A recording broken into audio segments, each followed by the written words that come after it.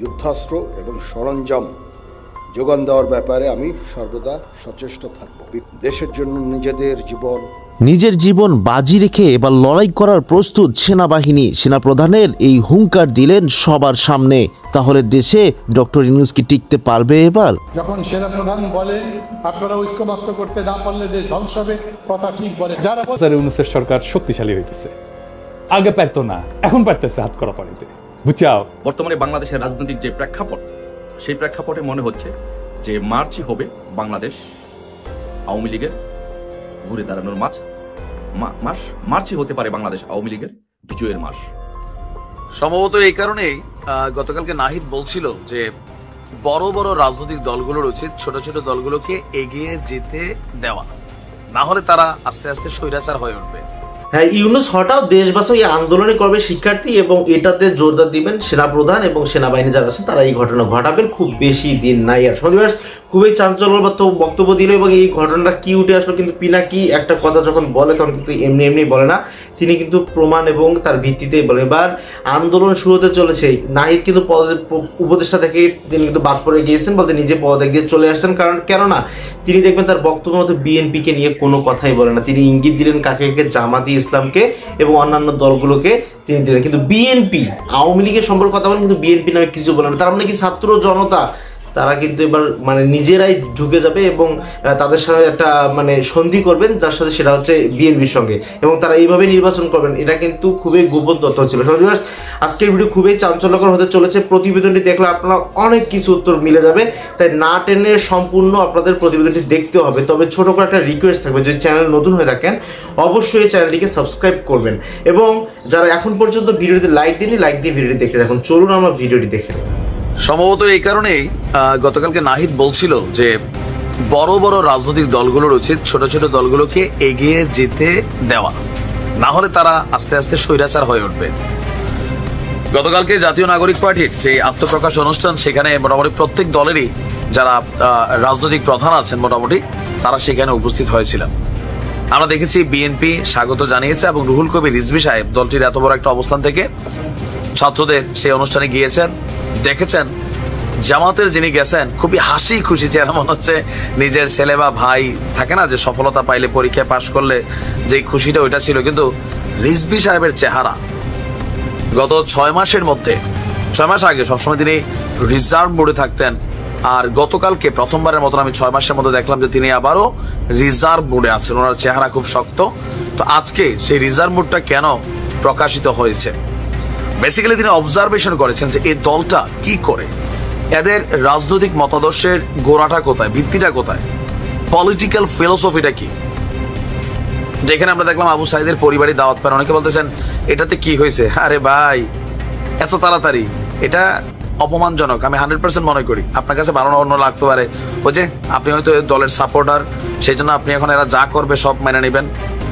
আবু সাইদ রিদিয়া যে ইতিহাস শুরু, আবু সাইদ রিনিয়া প্রতিদিন যারা মুখে ফেনা তোলে, আবু সাইদের পরিবারের একটা চেয়ার অথবা একটা জায়গা ওই মঞ্চে দরকার ছিল, ছবিতে না। বঙ্গবন্ধুর ছবি তুলে আওয়ামী লীগের তারা খালি মনে করতো যে বঙ্গবন্ধুর চেতনা, বঙ্গবন্ধুর আদর্শ আসলে ছিল। জিয়ার ছবি তুলে সবাই মনে করে যে জিয়াউর রহমানের চেতনা আদর্শ, আসলে কি তাই? ভিতরে ভিতরে সবগুলো হারামি, যার কারণে দলগুলোর 12টা বাজে গেছে। তো কালকে এই ঘটনাই ঘটছে। আচ্ছা, যাই হোক, এখন এই নানান বিষয়কে অবজারভেশন করে আজকে রিজভী সাহেব বলছেন জাতীয় নাগরিক পার্টির এনসিপি এইটার আত্মপ্রকাশ অনুষ্ঠানে সবাই অনেক ভালো ভালো কথা বললেও এই রাষ্ট্র সম্পর্কে কোনো পলিটিক্যাল ফিলোসফি বা রাজনৈতিক দর্শন তিনি খুঁজে পাননি। আজকে একটা প্রোগ্রাম ছিল গণতন্ত্র পুনরুদ্ধার সংগ্রামে দেশনেত্রী বেগম খালেদা জিয়া এবং তারেক রহমানের ত্যাগ ও নেতৃত্ব শীর্ষক একটা আলোচনা অনুষ্ঠানে তিনি বলছেন যে আজ 2-1 বুদ্ধিজীবী বলেন ক্ষমতা থেকেই তো বিএনপির জন্ম হয়েছে, কিংস পার্টি। আচ্ছা, কারণ বাংলাদেশের প্রথম কিংস পার্টি কিন্তু বিএনপি, এটা অনেকে বলে থাকেন। ওনারা ভুলে গেছেন ওনারা রাজনীতিতে নতুন একটা ন্যারেটিভ তৈরি করেছেন। এরশাদ জিয়াউর রহমান নিয়ে আসতে চাচ্ছে, কিন্তু এইটা যে ঠিক নয়। জিয়া যে অন্য মাত্রার অন্য কিছু, জিয়া একটি নতুন দর্শন দিয়েছেন। আজ অনেকে দল করছেন, আমি গতকাল যারা নতুন দল করেছেন তাদের ওখানে উপস্থিত ছিলাম, তারা অনেক ভালো ভালো কথা বলেছেন রাষ্ট্র সম্পর্কে, কিন্তু কোন রকম পলিটিক্যাল ফিলোসফি আমি তাদের মধ্যে পাইনি। এখানে বিষয়টা কি, বাঙালি ধরেন কোথায় রাজধানী কোথায় খেতায় মতনি, এগুলো মাঝে মাঝে আমরা এক করে ফেলি। যে আওয়ামী লীগের শাসনামলে একটা জিনিস হয়েছিল যে রাস্তার একটা কাজের বুয়া, বস্তির একটা নেশাখোর মালখোর, সেও যদি এসে শেখ হাসিনা নিয়ে 4টা কথা বলতো, বহুত জ্ঞানী শিক্ষিত মানুষ তার ফ্যান ফলোয়ার হয়ে যেত। আমরা খুব দ্রুত মাথায় তুলি, ঠিক আছে, আগে পিছে ভাবি না। তো রিজভী সাহেবের বক্তব্য যে গতকালকে এখানে যাই হয়েছে রাষ্ট্র সম্পর্কে তারা কোনো ফিলোসফি দিতে পারে নাই, আর জিয়াউর রহমানের সাথে এদের তুলনা, এটা কোনোভাবেই অ্যালাউ করার মতন বিষয় না। কারণ জিয়াউর রহমান একটা আলাদা জিনিস। ছাত্ররা মনে করছে যে জিয়াউর রহমান আর এখানে আলাদা কিছু নাই, আমরাই এখন অনেক কিছু, ভবিষ্যতে আমরা দেশকে গড়ব। আপনি এদের মুজিবটা কিন্তু এরকমই একবার বলেই ফেলছিল যে জিয়াবাদ মুজিববাদ এদেশ থেকে বিতাড়িত করতে হবে। এখন টেনশন তো কিছুটা আছে, মূল টেনশনটা হচ্ছে সরকারে বসে আছে এদের দুজন বন্ধু, সরকারের প্রধান, এদের উপদেষ্টা, রাজনৈতিক দলটার কোথাও না কোথাও। তো বিএনপি স্বাভাবিকভাবে টেনশন হবেই। আমি বললাম না, আমার আজকের ভিডিওগুলো দেখলেই বুঝবেন আগামী দিনে মোটামুটি কি ঘটবে। এদের রাজনৈতিক ফিলোসফি আসলে কিন্তু নাই। আমার কাছে এদের রাজনৈতিক ফিলোসফি খুঁজে পাই না, কথার দিক থেকে ছাড়া কাজের দিক থেকে। যখন সেনাপ্রধান বলেন আপনারা ঐক্যমত্য করতে না পারলে দেশ ধ্বংস হবে, কথা ঠিক বলে। যারা বলছেন আনুপাতিক হারে ভোট হতে হবে, কে কত পার্সেন্ট ভোট পেলেন তার ভিত্তিতে, তো যদি আওয়ামী লীগ নির্বাচন করতে পারে, আচ্ছা আপনারা কি জানেন আওয়ামী লীগ কি ভোট করতে পারবে? পারবে না? কেন পারবে না? কেন পারবে না? মানা করেছেন, আইন করেছেন, আওয়ামী লীগ ভোট করতে পারবেন, আইন করেছেন, তাহলে আওয়ামী লীগ দাঁড়াতে পারবে না কেন? আইন তো করেননি। যদি আওয়ামী লীগ ভোটে দাঁড়াতে পারে তাহলে প্রথম হয়তো বিএনপি হবে, আমার ধারণা বলছি, দ্বিতীয়ত আওয়ামী লীগ হবে। তাহলে আওয়ামী লীগ তো প্রতিষ্ঠিত হলো। সংখ্যানুপাতিক ভোট করছেন মানে আওয়ামী লীগ প্রতিষ্ঠিত হচ্ছে। আমি বলি, আছেন অনেকে যারা 24-এর অভ্যুত্থানের সঙ্গে নাই। আপনি দেখছেন, বুঝতে পারছেন, বলতে পারছেন না। আপনি দেখছেন যে হওয়ার কথা তার উল্টাটা হচ্ছে, কিন্তু বললেও কোনো লাভ হচ্ছে না। আপনি দেখতে পাচ্ছেন যে হওয়া সম্ভব, সেটাও হচ্ছে না। আপনি বলেন, আমি বলি, এই মঞ্চে যারা যারা আছেন সবাই মিলে বলেন, মঞ্চে যারা যারা আছেন বসেন, বলেন আমরা একসাথে একটা প্রস্তাবনা তৈরি করতে পারি কিনা। ঐক্যমত্য ছাড়া এই দেশ এগোতে পারবে না। বিশাল অভ্যুত্থান হয়েছিল মিশরে, কিন্তু সেই মিশরের দেশে অভ্যুত্থান ব্যর্থ হয়েছে, ওইখানে বিপ্লব ব্যর্থ হয়েছে। কেন? নিজেদের মধ্যে মারামারি কাটাকাটি বেশি হয়েছে। যখন সেনাপ্রধান বলেন আপনারা ঐক্যমত্য করতে না পারলে দেশ ধ্বংস হবে, কথা ঠিক বলেন। কারণ তার পাশাপাশি তিউনিসিয়া অনেক দুর্বল মিশরের চাইতে, কিন্তু তারপরে সমগ্র গোষ্ঠী এক ছিল, রাজনৈতিক দলগুলো এক ছিল, একসাথে কাজ করেছে, তারা ধীরে ধীরে সামনের দিকে যাচ্ছে। এখন একটাই পথ, জাতিকে আলো দেখাবার জন্য রাজনৈতিক নেতৃত্ব এগিয়ে আসবে এবং তারা বলবে এই যুক্তির ভিত্তিতে এইভাবে হওয়া উচিত, যাতে তারা জিততে পারে। ঐক্যবদ্ধ গড়ে তোলবার এই লড়াই, বুদ্ধির লড়াই, শিক্ষার লড়াই, জ্ঞানের লড়াইয়ের মধ্যে আগামী 6 মাস সমগ্র জাতি যদি প্রবৃত্ত হতে না পারে, তাহলে আমরা অনেক বড় সমস্যায় পড়ব। পতাকা দিবসে আপনাদের সবাইকে, যারা যারা এখনো জাসদ করেন, তাদেরকে আমি আন্তরিক অভিনন্দন জানাই। এই দলের এত বড় একটা ঐতিহ্য আছে, এই দলের প্রতি মানুষের তাই আশা থাকবারই কথা, এই দলের প্রতি তাই মানুষের বিশ্বাস থাকবার কথা। সেই কথা বিবেচনা করে আবার আম্বি ভাই বসে আছেন, উনিও তো জাসদ, দুটোই বলছি। আর যারা জাসদ করেন না তারাও লড়াইটা করছে। সবাইকে আমি বলছি, কেবলমাত্র এই পদ্ধতিতে এক জায়গায় যদি যেতে পারেন, তাহলে আমরা একটা ভৌতিক দিশা পাবো। ভালো খবর, আনিসুল, সালমান আর নুরুজ্জামানের হাত পিছে নিয়ে হাত করা পড়াইছে। এটা একটা প্রতীকী তাৎপর্য আছে। তাৎপর্য হইতেছে প্রফেসর ইউনূসের সরকার শক্তিশালী হইতেছে। আগে পারতো না, এখন পারতেছে হাত করা পড়াইতে। বুঝছাও? আপনাদের মনে আছে আমি প্রথম থেকে কয়ে আসতেছি এই সরকার বিপ্লবী সরকার হয় নাই। আমাদের প্রচুর আফসোস ছিল। আমি কলে হাল ছেড়ে দিই নাই। প্রথমে ভাবছিলাম আমি বিরোধী দল হই, পরে দেখি আরে আওয়ামী লীগেরা মজা পাইয়া যাইতেছে। তারপরে ভাবলাম বরং দেখি সরকারকে সাহায্য করি, সাহস যোগাই। কাম হইল। আপনারা দেখছেন সরকার ক্রমেই শক্তি অর্জন করতে থাকলো। আমরা সরকারের বেসরকারি পার্টনার হয়ে উঠলাম। সরকার বিপ্লবী কাজ করা শুরু করলো।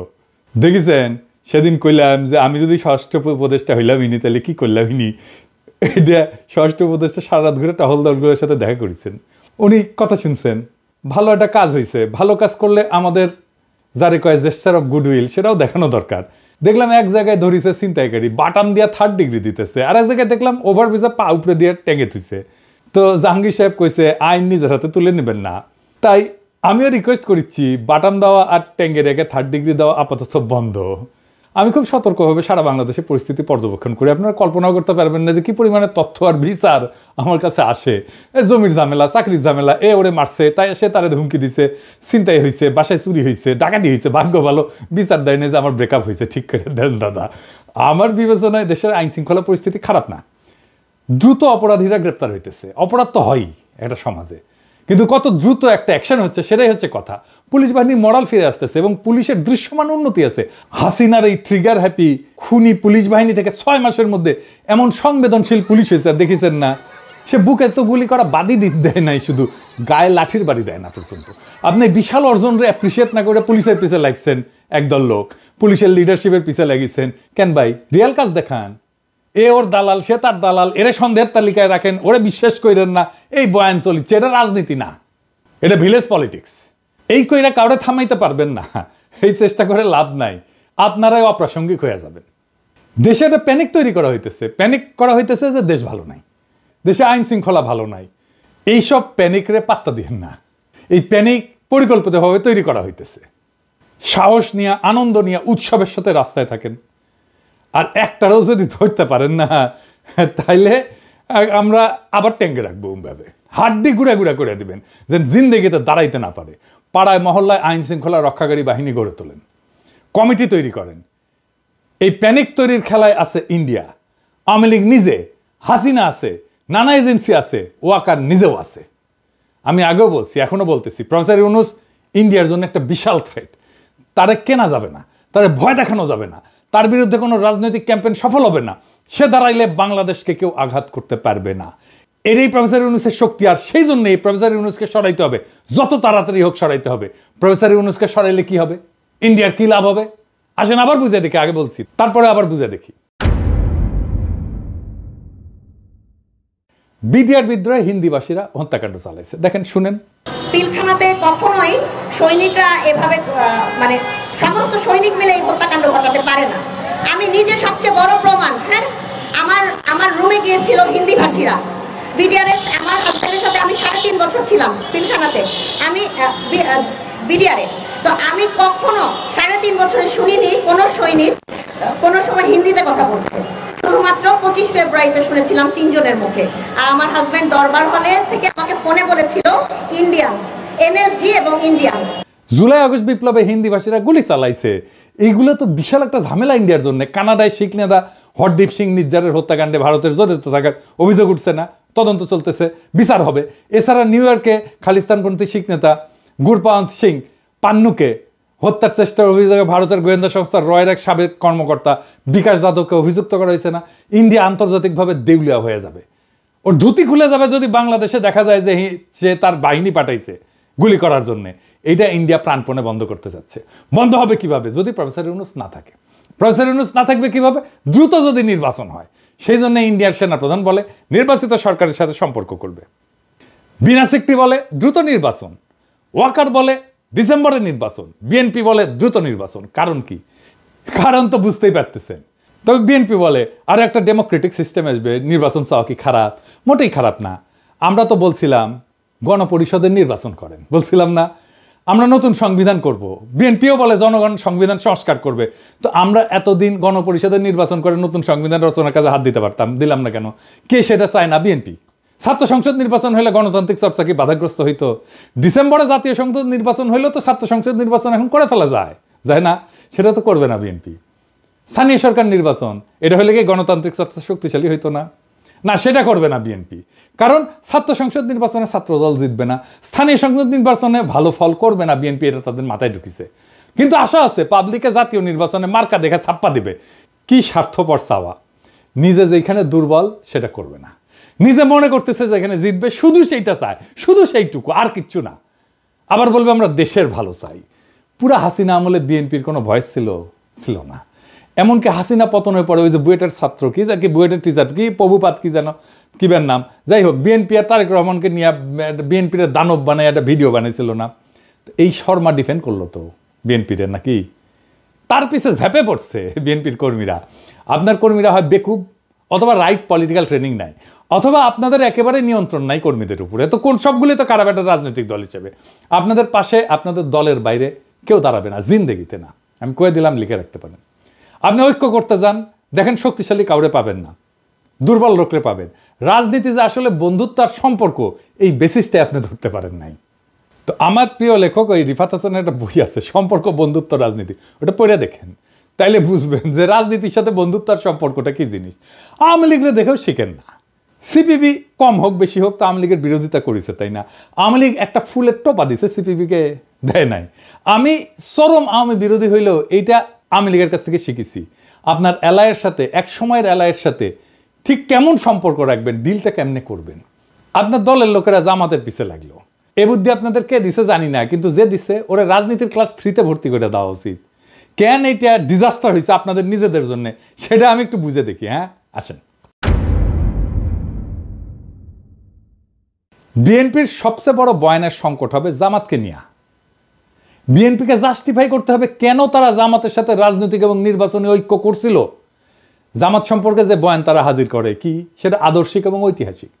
মুক্তিযুদ্ধের বিরোধিতা করছে জামাত, আলবদর করছে, শিবির রক কাটে ইত্যাদি। এর এই বিষয়গুলোতে রাজনৈতিক এবং নির্বাচনী যে ঐক্যগুলো করছিলেন সেই সময়ও ছিল, তাই না? সেই ঐক্যের ঘটনার আগেই সেই ঐতিহাসিক ঘটনাগুলো ঘটছিল। বিএনপির সেই রাজনৈতিক অবস্থানকে বাতিল করতে হলে তো বিএনপিকে খালেদা জিয়ার প্রজ্ঞার কৌশলকে অস্বীকার করতে হবে, আর বিএনপিকে ডিপার্চার করতে হবে খালেদা জিয়ার উত্তরাধিকার থেকে। আপনাকে যদি খালেদা জিয়ার উত্তরাধিকার নিতে হয়, জামাতকে আপনি ডিজোন করতে পারবেন না। এখনো পর্যন্ত খালেদা জিয়া বিএনপির সেকেন্ড বিগেস্ট পলিটিক্যাল অ্যাসেট, জিয়ার পরে। বয়ান তৈরির সময় ভবিষ্যৎ দেখে নিতে হয়, এটা পটেনশিয়াল আফটার এফেক্ট বা পাল্টা বয়ান ভাবে রাখতে হয়। বিএনপির জামাত বিরোধিতা বয়ানের মূল ক্ষতি হবে বিএনপির।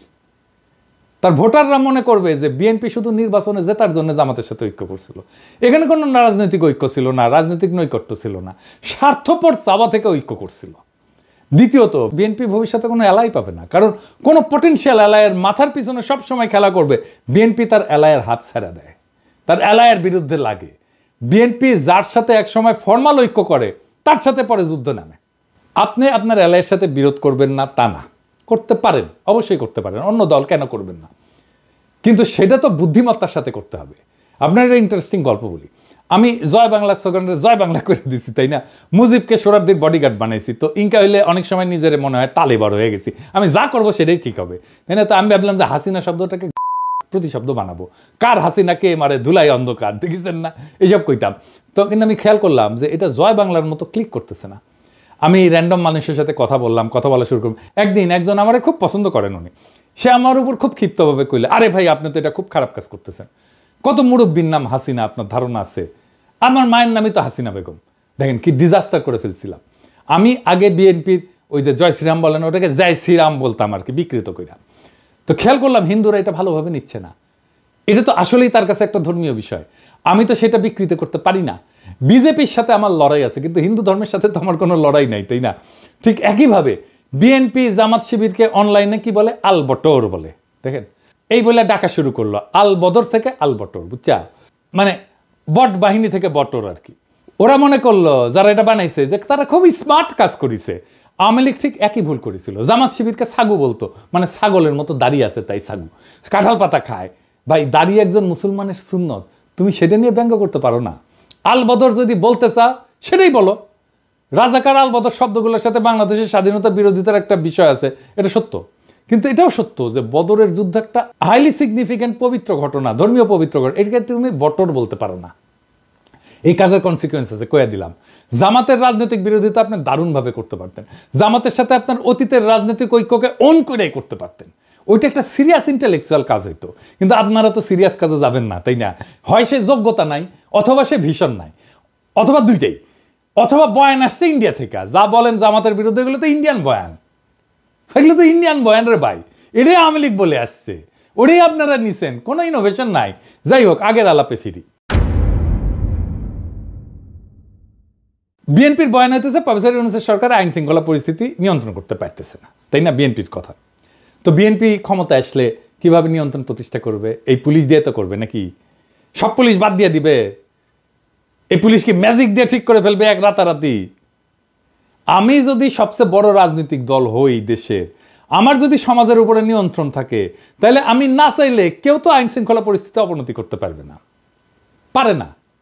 আইন শৃঙ্খলা পরিস্থিতির অবনতি তো খুবই পরিকল্পনা করে হইতেছে। আমি আসতেছি সেই আলাপে। এখন দেখেন, এই যে বিএনপি সংস্কার চায় না, আওয়ামী লীগ নিষিদ্ধ চায় না, ইসকন নিষিদ্ধ চায় না, ছাত্র সংসদ নির্বাচন চায় না, স্থানীয় সরকার নির্বাচন চায় না, প্রথম আলো ডেইলি স্টারকে রক্ষা করতে চায়, আর চায় শুধু নির্বাচন। চায় কি? একটা জিনিসই চায়, শুধু নির্বাচন, যেন প্রফেসর ইউনূস চলে যায়। তারপরে ইন্ডিয়ার শান্তি। প্রফেসর ইউনূস থাকলে ইন্ডিয়া নাঙ্গা হয়ে যাবে। এই জন্য ইন্ডিয়া বিএনপি আর ওয়াকার হাত মিলাইছে। কারণ প্রমাণ দিব, এটা যে হাত মিলাইছে এটা প্রমাণ দেব। আর একটা কারণ আছে, কব বিএনপি কঠিন মাইন্ড করবে আর জামাত খুব খুশি হবে। কারণ হইতেছে বিএনপি প্রত্যেকদিন জনসমর্থন হারাইতেছে, আর জামাত প্রত্যেকদিন তার রাজনৈতিক অবস্থান মজবুত করতেছে আর তার সমর্থন বাড়তেছে। ছাত্র তরুণদের মধ্যে জামাত আর শিবিরের জনপ্রিয়তা অবিশ্বাস্যভাবে বাড়ছে। বিএনপিওয়ালারা মনে করতেছে যে মানুষ মার্কা দেখা ছাপ্পা দিবে। হ্যাঁ, তা দিবে, কিন্তু কোন মার্কা দেখা ছাপ্পা দিবে সেটা জানেন না। দেখেছেন জামাতের লোকদের হাসি কান পর্যন্ত গেছে। বেশি হাসেন না, হ্যাঁ, আপনাদের আবার পাংখা যেন না গজায়। আপনারা সরকারি দল হইলে আর আপনারা জালেম হইয়া উঠলে আমি তার বিরুদ্ধে দাঁড়াইব। আজকে মাহমুদ ভাই ফোন দিছিলেন, তো উনি বললেন তোমার বাড়ি তো নর্থ বেঙ্গলে, জামাতের তো অবিশ্বাস্য জনপ্রিয়তা এই অঞ্চলে। আমার কথা না, মাহমুদ ভাইয়ের কথা। উনি মাঠের পালস খুব ভালো বুঝতে পারেন। বিএনপির পলিটিক্যাল ডিরেকশন যারা ঠিক করতেছেন তারা নিজেদের অবস্থান রিভিউ করেন। এবার আসেন আমরা দেখি কেন আপনাদের সাথে ইন্ডিয়ার ওয়াকার বরাবর হয়েছে বলে জনগণের মনে ধারণা জন্মাইছে। ওয়াকার রাওয়াতে বক্তব্য দেওয়ার 2 দিন আগে ও একটা বিএনপির নতুন থিঙ্ক ট্যাঙ্ক হয়েছে, উঠে গেছিল FSDS। এটা মিটিংয়ে গিয়া পররাষ্ট্রনীতি নিয়ে কথা বলছে ও পররাষ্ট্রনীতির কি বুঝে। ওই মিটিংয়ে সেখানে বিএনপির সব লোকজন, মির্জা ফখরুল্লাহ আছে, আর্মি চিফ, এরকম একটা পলিটিক্যালি চার্জ মিটিংয়ে যাইতে পারে? কখন যায়? যখন অ্যালাইনমেন্ট হয়, বরাবর হয়, তাই না? ওনারকে এই মিটিংয়ে যাওয়া উচিত হয়েছে। ফজলে ইলাহি আকবর এই হচ্ছে এই প্রতিষ্ঠানের প্রধান, সে বিএনপির আর্মি লবি দেখে। অভিযোগ আছে উনি আর্মির পারপিট্রেটর যারা এই সমস্ত গুম খুন করছে তাদের বাঁচানোর জন্য উদ্যোগ নিছেন। এই যে অফিসেও নাকি করেছেন, ডিওএসএসে জমজমাট অফিস হয়েছে। শোনা যায় আর্মির সাথে কানেক্টেড আওয়ামী লীগের এক ব্যবসায়ী এই প্রতিষ্ঠানের ফান্ডিংয়ের সাথে যুক্ত। সত্য মিথ্যা জানি না। এর 2 দিন পরে রাওয়াতে বক্তব্য। এই বক্তব্য নিয়ে উৎসাহ দেখাইল কে? বিএনপি আর আওয়ামী লীগ, আর কেউ না। কি অবিশ্বাস্য ব্যাপার! ওয়াকার সাহেব তো চাকরিবিধি লঙ্ঘন করছে, বলে ডক্টর ইউনূস আমার সাথে একমত হয়েছে। শুনেন, আমি যতবারই ডক্টর ইউনূসের সাথে কথা বলেছি, he completely agrees with me. There should be free, fair and inclusive election, and that election should be within December or close to that. যেটা আমি প্রথমেই বলেছিলাম যে 18 মাসের মধ্যে একটা ইলেকশন। আরে বেটা তুই কে? ওয়ারেন্ট অফ প্রেসিডেন্সে 12 নম্বরে থেকে প্রফেসর ইউনূসে তুমি বলো যে আমার সাথে একমত হয়েছে, আর হাসিনা পলাইছে, তারপরে বলে মাননীয় প্রধানমন্ত্রী। শুনেন, মাননীয় প্রধানমন্ত্রী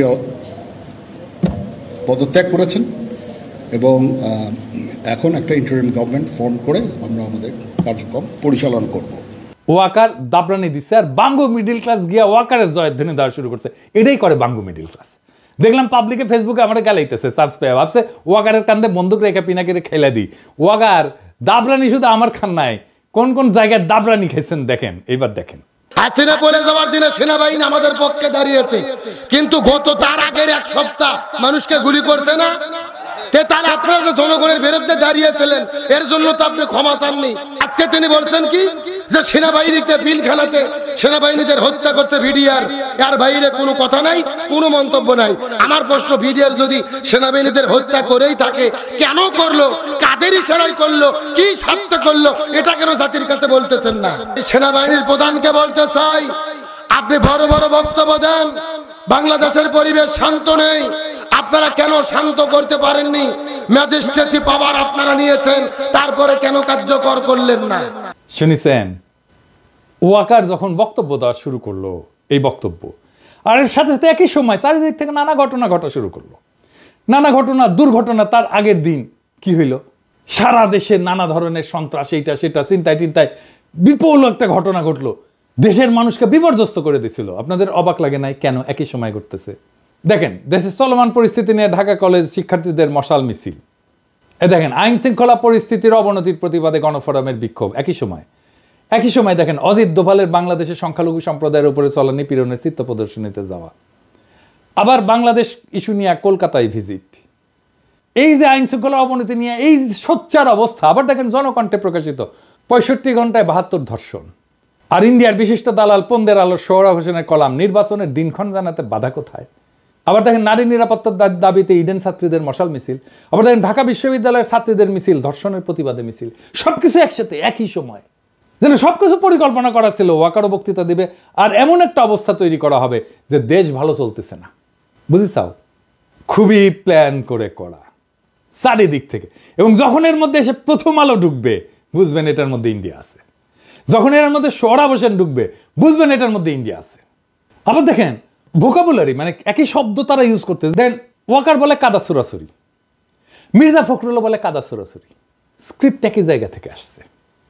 এই যে আইন শৃঙ্খলার ঘটনা, অস্থিরতা, প্যানিক, আবার প্রথম আলোর উপসম্পাদকীয়, সব কিছু হয়েছে ইন্ডিয়ান প্ল্যানিংয়ে, যেন প্রফেসর ইউনূসের সরকার ব্যর্থ এটা দেখানো যায়। তাই তাড়াতাড়ি নির্বাচন চাই। আমরাও দেশের জনগণ, আমাদেরও এজেন্সি আছে, আমাদের কথা শুনতে হবে। দেশের মালিক রাজনৈতিক দলগুলো শুধু না। ফ্যাসিস্ট রাষ্ট্র কাঠামো রেখা কোনো সংসদ নির্বাচন না, নতুন সংবিধান হাতে নিয়ে নির্বাচন হবে। সেই সংবিধানের অধীনে নির্বাচন হোক, গণপরিষদের নির্বাচন, ছাত্র সংসদ নির্বাচন হোক, স্থানীয় সরকার নির্বাচন হোক, সারা দেশ উৎসবের আমেজে গণতান্ত্রিক চর্চায় যুক্ত হোক। ইন্ডিয়ার পরিকল্পনায় দ্রুত নির্বাচন কইরা প্রফেসর ইউনূসকে বিদায় দিয়া ইন্ডিয়ার সাথে ঘুটু কইরা ইন্ডিয়ার সকল স্বার্থকে রক্ষা করার পরিকল্পনাকে আমরা রুখে দেব। আসসালামু আলাইকুম।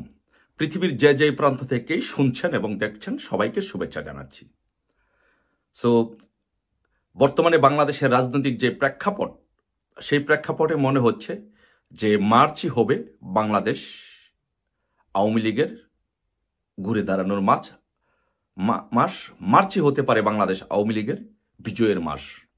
কারণ আমরা যদি দেখি যে বর্তমানে বাংলাদেশের যেই অভ্যন্তরীণ পলিটিক্স, লোকাল পলিটিক্স এবং ইন্টারন্যাশনাল পলিটিক্স, সে দুটো জিনিস যদি বিশ্লেষণ করি তাহলে সব কিছু, প্রত্যেকটি প্যারামিটার এবং ক্যাটাগরিতে বাংলাদেশ সবগুলো আস্তে আস্তে আওয়ামী লীগের পক্ষে আসছে। প্রথমত ইন্টারন্যাশনাল বিষয়টা একটু আলোচনা করে তারপরে লোকাল বিষয়টা আসছে। ইন্টারন্যাশনাল বিষয়টা যদি আমরা দেখি তাহলে দেখব যে জো বাইডেন অ্যাডমিনিস্ট্রেশনের সাথে এই মহাজন ইউনূসের একটা চমৎকার সম্পর্ক ছিল।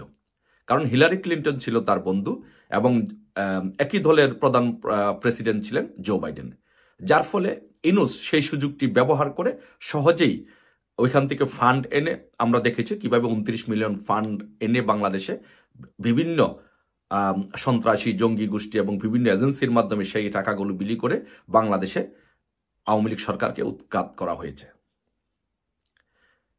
কিন্তু যখন মার্কিন যুক্তরাষ্ট্রের নির্বাচন হলো, নতুন প্রেসিডেন্ট হিসাবে ডোনাল্ড ট্রাম্প যখন শপথ নিল, ডোনাল্ড ট্রাম্প শপথ নেওয়ার পরে পুরো প্রেক্ষাপটটি চেঞ্জ হয়ে গেল। ইউনূসের সাথে যে সম্পর্ক ছিল সেই সম্পর্কটা একেবারে ভেঙে যায় এবং ডোনাল্ড ট্রাম্প অ্যাডমিনিস্ট্রেশনে বিশেষ করে ইন্ডিয়ান বংশোদ্ভূত লোকজন বিশেষ করে ঢুকে পড়ে। দক্ষিণ এশিয়া বিষয়ক যে প্রতিনিধি ছিল আগে ডোনাল্ড লু, সে ডোনাল্ড লু কিন্তু চাইনিজ বংশোদ্ভূত ছিল, যার কারণে সে ইন্ডিয়া বিদ্বেষী ছিল এবং যেহেতু ইন্ডিয়ার সাথে বাংলাদেশের একটি সম্পর্ক ছিল, সেই কারণে বাংলাদেশটাকে একদম চুরমার করে দিয়েছে এই ডোনাল্ড লু। আর যার নেতৃত্বে কাজ করেছে ইউনূস এবং ডোনাল্ড লু এবং জো বাইডেন অ্যাডমিনিস্ট্রেশন। কিন্তু ডোনাল্ড ট্রাম্প শপথ নেওয়ার পরে সেটি একেবারেই ভেঙে গেছে। ভেঙে গিয়ে এখন ডোনাল্ড ট্রাম্প সর্বশেষ নরেন্দ্র মোদীর সাথে সাক্ষাৎকারে যে কথাটি বলেছেন যে I will leave Bangladesh to the prime minister. That means বাংলাদেশের বিষয়টা সে নরেন্দ্র মোদীর উপরে ছেড়ে দিতে চায়। এখন আসেন নরেন্দ্র মোদীর সাথে বাংলাদেশ আওয়ামী লীগের এবং শেখ হাসিনার সম্পর্ক কি। নরেন্দ্র মোদীর সাথে বাংলাদেশ আওয়ামী লীগ এবং শেখ হাসিনার সম্পর্কের চাইতে সবচেয়ে বড় যে বিষয়টি, সেটি হচ্ছে যে বাংলাদেশে যেই পরিমাণ জঙ্গিবাদের উত্থান হচ্ছে, মৌলবাদের উত্থান হচ্ছে, আফগানিস্তানের মতো একটি দেশ হচ্ছে, সেটা নিয়ে ইন্ডিয়া অনেক কনসার্ন। ইন্ডিয়া চায় না কখনই যে বাংলাদেশে কখনো মৌলবাদ জঙ্গিবাদের উত্থান হোক। সেই দিক দিয়ে ইন্ডিয়া কখনো বাংলাদেশকে, ইউনূসকে আর সাপোর্ট করছে না। ইন্ডিয়ার বিশ্বস্ত দল হিসেবে আওয়ামী লীগ এবং বিশ্বস্ত ব্যক্তি হিসেবে শেখ হাসিনাই রয়ে গেছেন। তাহলে আন্তর্জাতিক পরিমণ্ডলে আন্তর্জাতিক সাপোর্ট বাংলাদেশের পক্ষে চলে আসছে। এখন আসেন লোকাল পলিটিক্সে।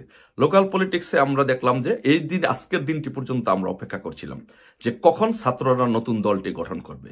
কারণ ছাত্ররা নতুন দলটি গঠন না করা পর্যন্ত বাংলাদেশের রাজনীতিক, যারা অভিজ্ঞ রাজনীতি বুঝেন, এই রাজনীতিক টানটা অন্যদিকে যাবে না। কারণ এতদিন বিএনপি জামাত অনেকটা সরে গিয়েছে বিএনপির কাছ থেকে, অনেকটা ছাত্রদের সাথে মিলেমিশে বিএনপি এবং জামাত এবং ছাত্ররা মোটামুটি একসাথে আওয়ামী লীগের বিরুদ্ধে ঐক্যবদ্ধ ছিল।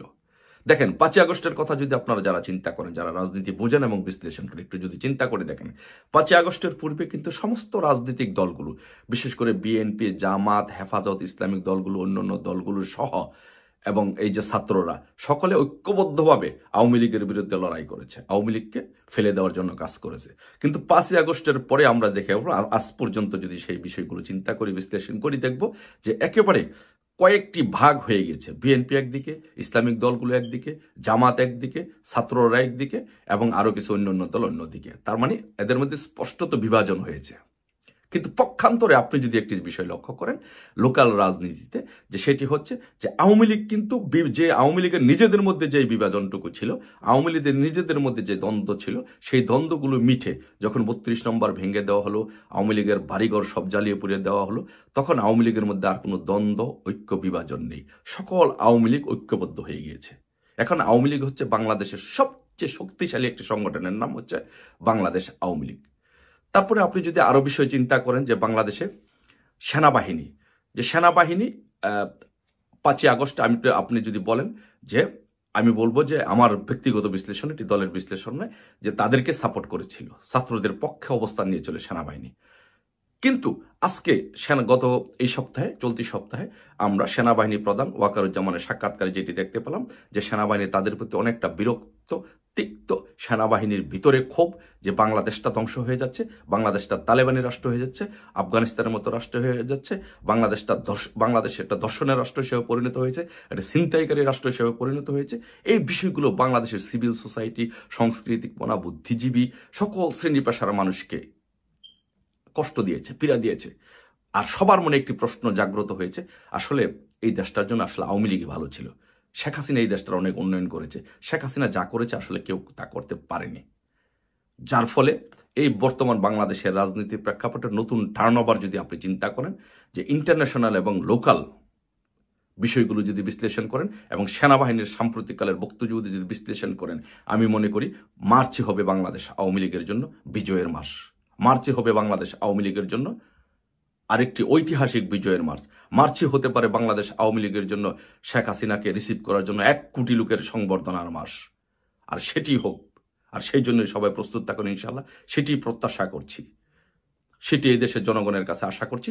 আসুন আমরা সকলে মিলে মার্চে আমরা আমাদের বাংলাদেশ আওয়ামী লীগের বিজয় হোক, শেখ হাসিনা বাংলাদেশে আবার ফিরে আসুক, হয়তো প্রধানমন্ত্রী হিসাবে, নয়তো রাজনৈতিক নেতা হিসাবে। সেই পর্যন্ত সবাই ভালো থাকবেন। মার্চে হোক আওয়ামী লীগের বিজয়ের মাস। ধন্যবাদ সবাইকে। জয় বাংলা, জয় বঙ্গবন্ধু শেখ হাসিনাতে আস্থা। দর্শক, বাংলাদেশের প্রেক্ষাপট অনুযায়ী আপনারা যে প্রতিবেদনটি দেখলেন, এই ব্যাপারটা আপনাদের কি মন্তব্য? কিছুদিন পর কিন্তু এই ছাত্র জনতাই এবং দেখবেন বিভিন্ন রাজনৈতিক দলকে একত্রিত করবে। ছাত্র জনতা যারা রয়েছেন তারা কিন্তু বিএনপিকে একটা সমর্থন দিতে পারে যতটুকু মনে হচ্ছে, এবং তাদের লাভের জন্য এই ঘটনা ঘটাবেন। এবং তাদের সাথে যদি একত্রিত হয় তারা দেখবেন যে দুইজন মিলেই এই ডক্টর ইউনূসের পদত্যাগের দাবিতে তারা আন্দোলন গড়ে তুলবে। এটাই বলছে বিভিন্ন নেটিজনরা, বিভিন্ন সোশ্যাল মিডিয়াতে এটা ঘুরপাক খাচ্ছে। কিন্তু কতটুকু সত্যতা রয়েছে বলে আপনার মনে হয় সেটা আমাদের কমেন্ট বক্সে জানিয়ে দিন। আজকে ভিডিও এই পর্যন্তই। চ্যানেলে যদি নতুন হয়ে থাকেন, এখনো সাবস্ক্রাইব করেননি, তারা অবশ্যই চ্যানেলটিকে সাবস্ক্রাইব করবেন এবং আপনাদের মূল্যবান মন্তব্যটি আমাদের কমেন্ট বক্সে জানাতেই হবে। কেননা আপনারা যদি না জানান তাহলে এই ব্যাপারে এই রাষ্ট্র কিভাবে চলবে, তাই আপনাদের মন্তব্য আমাদের কমেন্ট বক্সে জানিয়ে দিন। আজকে ভিডিও এই পর্যন্তই। আল্লাহ হাফেজ।